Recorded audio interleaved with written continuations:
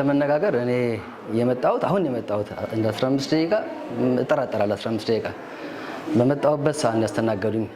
በመጣሁበት ሰዓት ነው ምንም አላንገላታኝም ወዲያው መጣው ወዲያው ተስተናግጄ ነው ጨርሼ የወጣሁት ያለሁት አሁን እኔ በፊት በዚህ ደረጃ እንኳን ሊፈጽም ቀርቶ አይደለም የሚታሰብ አይመስለኝም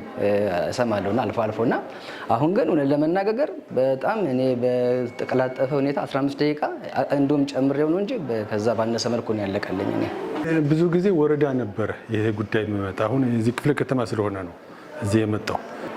እና ችግር የለብኝም ምንም ችግር የለም ምንም ችግር አላጋጠመኝም